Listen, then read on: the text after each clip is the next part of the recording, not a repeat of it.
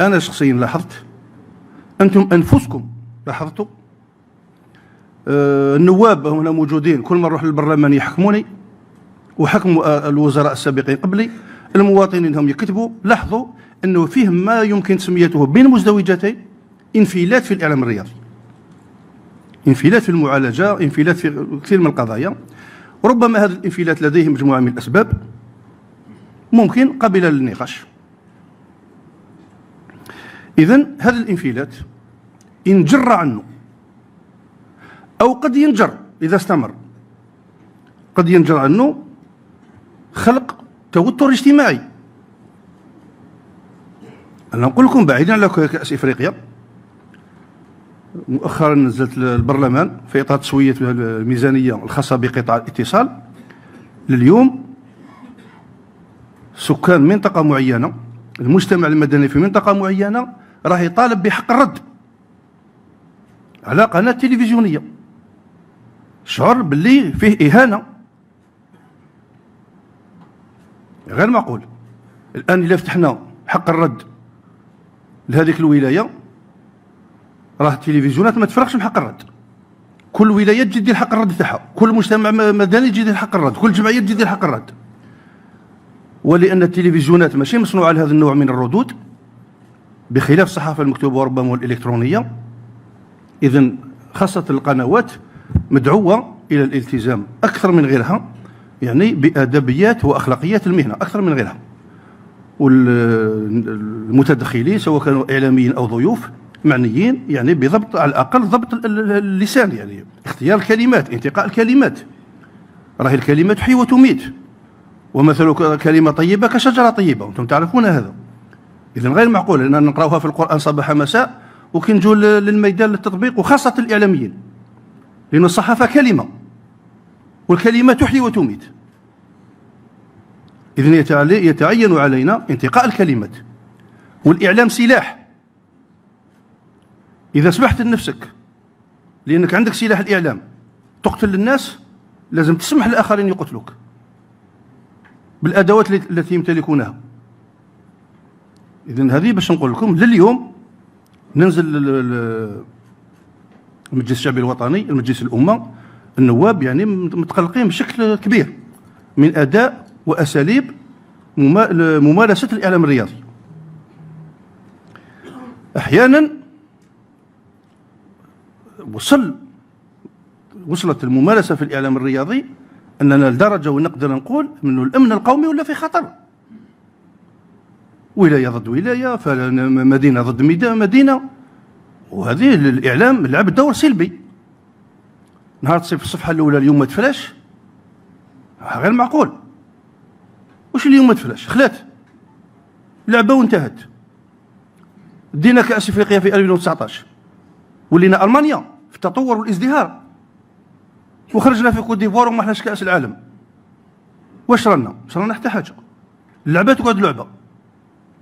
لازم نفرق بين اللعبة وبين المجتمع وبين العمل السياسي وبين التطور الاقتصادي والنمو والرفاه الاجتماعي لبلادنا.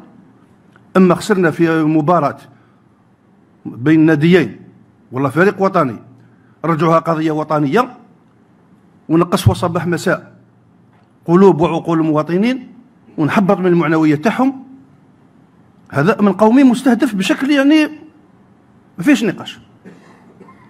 إذن الإعلام الرياضي مدعو أنه يتنبه لمثل هذه القضايا ومثل هذه المعالجات. أحيانا الإعلام الرياضي كاد يتسبب في مشاكل دبلوماسية بين البلدان. الرياضة خليها رياضة، وانت مختص في الإعلام الرياضي، ريح في الإعلام الرياضي. ما هي مبررات أنك تتحول من الإعلام الرياضي إلى العلاقات الدولية؟ ما هي مبررات تستهدف دول؟ لا. إذن الأمور راني كي نقول لكم انفلتت، راني عارف أنها انفلتت. وبالتالي هذا اللقاء اليوم هو دعوة للإعلاميين الرياضيين أن كل واحد يمارس الإعلام كما ينبغي أن يمارس، ونتوقفوا على هذه الأشياء التي قد تؤدي إلى ما لا يحمد عقباه داخليا أو في علاقة الجزائر مع دول الجوار. وشي نقطة واحدة أخرى، أن الصحفيين يعتقدوا بالتدخلات والكتابات إلى آخره أنهم يحلوا مشاكل الرياضة كل. أنت صحفي لست مطالبا بحل المشاكل، أنت تكتب على المشاكل الموجودة، تنتقد الواقع، دير حملة العنف في الملاعب، مش عارف أنا شراء الماتش، دير حملة على روحك. ولكن كاين الجهات المعنية هي اللي تتدخل. اما انت ما تروحش تعد النادي الفلاني ولا المدرب الفلاني ولا تقول له نحل لك المشكل تاعك، هذه مش خدمتك. هذه انت خدمتك تكتب على المشاكل اوكي، ولكن ما توعدش الناس انك تحل المشاكل تاعهم. نقطة أخرى، نلاحظ أنه فيه استسلام الصحفي، استسلام للإنترنت وشبكات التواصل الاجتماعي. والصحفي بدل ما يروح هو يتحرك، هو اللي يجيب المعلومة، هو اللي يتأكد من مصدر المعلومة قبل ما ينشر المعلومة، ولا ضحية ما ينشر في شبكات التواصل الاجتماعي. يجيبها من الفيسبوك، يجيبها من تويتر، يجيبها مش عارف منين وينشرها، ما على بالو المصدر تاعها منين جاية، مش عارف خلاص وينشرها. استسلام تام. احيانا ماتش قدامك 2 مترات عليك، تروح تجيب لا فوتو من الانترنت، وراه الاعلام هذا يبان. نغلقوا الاعلام الرياضي ونروحوا خلاص نروحوا الانترنت. وعلاش؟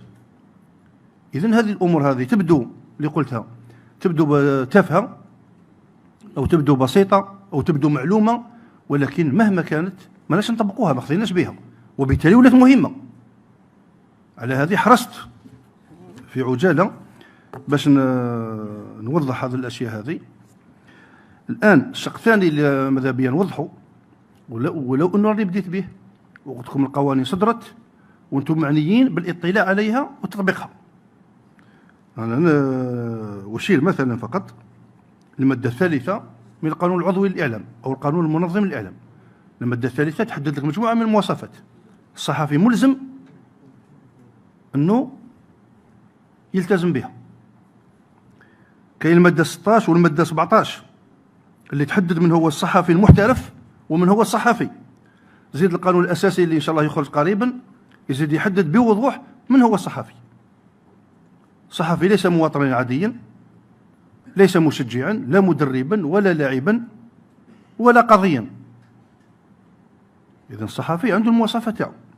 اذا ادعوكم لقراءه تحديدا هذه المواد، لانه فيه مواد اخرى تخص مدراء المؤسسات الاعلاميه، فيه مواد اخرى تخص السلطات المنظمه، سلطه الضبط وغيرها، ولكن فيه بعض المواد تستهدف الصحفي في حد ذاته.